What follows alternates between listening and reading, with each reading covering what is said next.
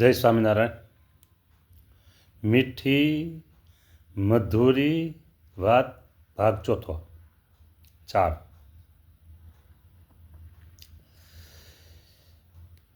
શ્રીમદ ભાગવતમાં પણ એ જ વાત પ્રધાન છે. કઈ કે શ્રુતિ અને સ્મૃતિ. શ્રુતિ એટલે વેદ અને સ્મૃતિ એટલે ઋષિ મુનિઓને બનાવેલા શાસ્ત્રો.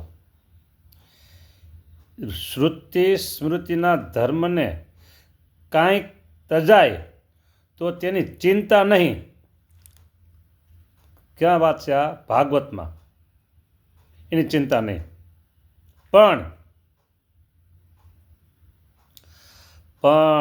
યુટર્ન આવ્યો. પણ ભગવાનનો આશ્રય તજવો નહીં. આશ્રય તજવો નહીં હો. ગમે તેવા દેશકાળ આવે, ગમે તેવી વિપરીત પરિસ્થિતિ આવે, પણ ભગવાનનો આશરો મુકાય નહીં હો. તો એને શું ફળ મળે છે એ હમણાં છેલ્લે વાત આવશે બધી. અને કોઈક એમ જાણે છે આવી વાત કરીએ તો ધર્મ ખોટા થઈ જાય. પણ વાલા બંધુઓ, આ વાર્તા કઈ ધર્મને ખોટા કર્યા સારું નથી. ધર્મને ખોટા કર્યા માટે નથી આ વાતો.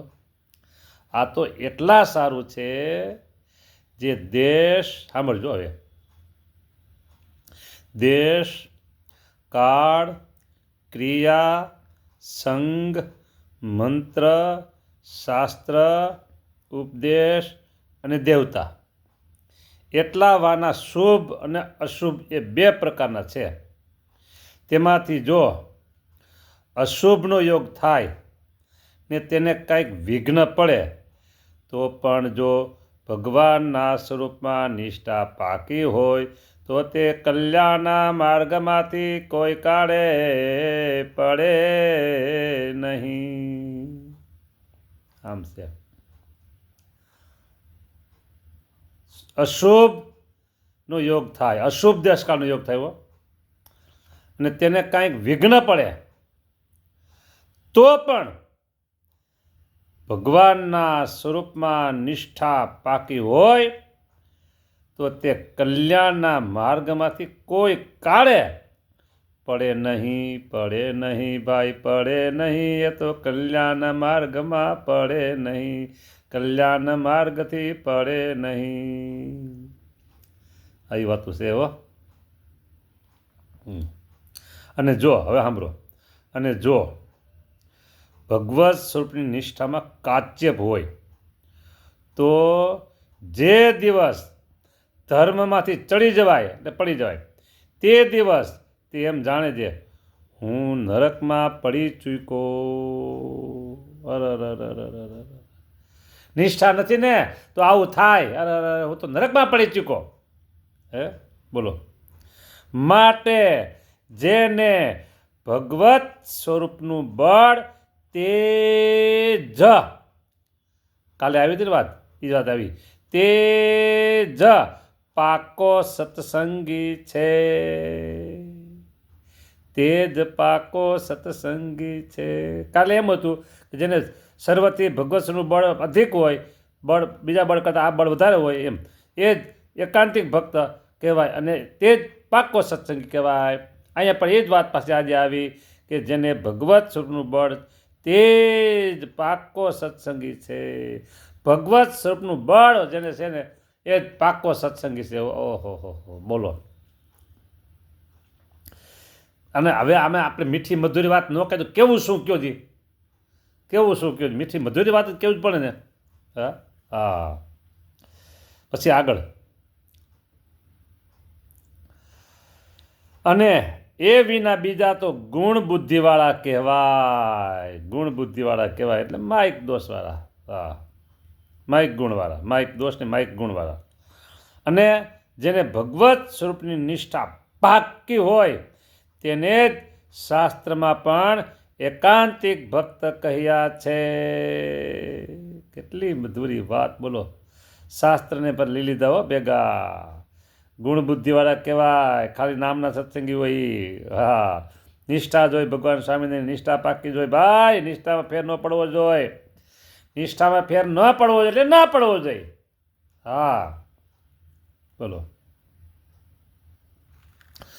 સર્વોપરીને સદા સાકાર છે સહજાનંદ ભગવાન જીવનું. બોલો શું કહેવું હવે? જીવનું મફત કરે કલ્યાણ, જીવનું મફત કરે કલ્યાણ. સર્વોપરીને સદા સાકાર છે સહજાનંદ ભગવાન. ઓહો, સહજાનંદ ભગવાન કે જીવનું મફત કરે કલ્યાણ, જીવનું મફત કરે કલ્યાણ. બોલો. સર્વોપરી સદા સાકાર, સર્વે અવતારનું કારણ છે. આવા પ્રભુ આપને મળ્યા. બોલો બોલો બોલો બોલો તમે બંધુજનો, બોલો રે. એ તમે વિવેકની આંખ ખોલો રે મારા વાલા બંધુડાઓ, બોલો રે.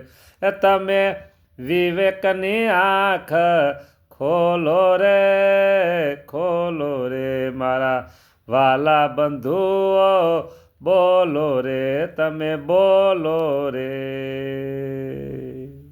હે વિવેકની આંખ. આવા ભગવાન મળ્યા છે એ જ મોટો વિવેક. હા, આવા ભગવાન મળ્યા છે એ જ મોટો વિવેક. હા હા, જો આડાવડું થવા મીનું થોડુંક. કાંઈ વાંધો નહીં, જે થયું તે બરાબર. હા, હવે ફરીને બે શબ્દ એમ બોલી લઉં. ભગવત નિષ્ઠામાં કાચેબ હોય તો જે દિવસ ધર્મમાંથી પડી જવાય તે દિવસ એમ માને છે હું તો નરકમાં પડી ચૂક્યો છું. બોલો. હે જો સુખ અને દુઃખ, સારું અને નરસું, ભલું અને ભૂંડું, બરાબર, આવા બધા જોડલાઓ છે. એમાં ભગવાનનો ભક્ત હોય અને ભગવાન તરફ ચાલતો થયો હોય અને કદાચ ને કાંઈક એનામાં દુર્ઘટના થઈ ગઈ, ભગવાનની મોટી આજ્ઞા લોપાઈ ગઈ, તો પણ એ કલ્યાણના માર્ગમાંથી પડે નહીં. શું કામ? નિષ્ઠાનું બળ છે ભાઈ, નિષ્ઠાનું બળ છે એટલે ન પડી. હા, આવી વાતો છે આ. બરાબર, આ વાત વચનામૃત છે, ગઢડા મધ્ય પ્રકરણનું 9મું. બોલો. નિષ્ઠા હોય ને તો મારે જેને 2 ટાઇટલ આપી દીધા હો કાલે કથામાં, એકાંતી ભક્ત, પાકો સત્સંગી. એની એ જ વાત ફરીને અહીંયા મહારાજે કરી કે જેને ભગવત સ્વરૂપનું બળ તે જ પાકો સત્સંગી છે. અને એ વિના તો બીજા તો ગુણ બુદ્ધિવાળા કહેવાય. અને જેને ભગવત સ્વરૂપની નિષ્ઠા પાકી હોય તેને જ શાસ્ત્રમાં પણ એકાંતિક ભક્ત કહ્યા છે. અને આ સમયમાં ઓહો, આ સમયમાં જે સત્સંગમાં વાર્તા થાય છે તેને જો નારદ સનકાદિક અને બ્રહ્માદિક દેવતા સાંભળે તો સાંભળીને એમ કહેજો, હા, આવી વાર્તા કોઈ કાળે સાંભળીને પણ નથી અને સાંભળશું પણ નહીં. બોલો. હે કોઈ કાળે સાંભળી નથી ને સાંભળશું પણ નહીં, દેવો એમ કહે છે. બોલો બોલો. આ વાર્તા તો ન ભૂતો ન ભવિષ્યતિ, ન ભૂતો ન ભવિષ્યતિ, એવી છે આ પાવરફુલ પાવરફુલ વાર્તા રે વાર્તા. બીજું બધું શું સમજાવતા સમજાવતા. મારે ગમે તેમ કરી અને એકડો અને એક મીંડું 10 મિનિટ કરવી તી થઈ ગઈ લ્યો. બરાબર. આ વાર્તા નારદ સનકાદિક ને બ્રહ્માદિક દેવ એ સાંભળે તો એમ કે ઓહો, આવી વાર્તા કોઈ કાળે સાંભળી નથી ને સાંભળશું પણ નહીં. એમ બોલે છે. બોલો. આવું વાતો છે બધી. સારું સારું સારું. બધાને ભાવથી પ્રેમથી જય સ્વામિનારાયણ, જય સ્વામિનારાયણ. સ્વીકારજો વાલા ભક્તજનો. સર્વે જય સ્વામિનારાયણ. આ મીઠી મધુરી વાત ભાગ 4 પૂરા થાય છે અહીંયા. જય સ્વામિનારાયણ.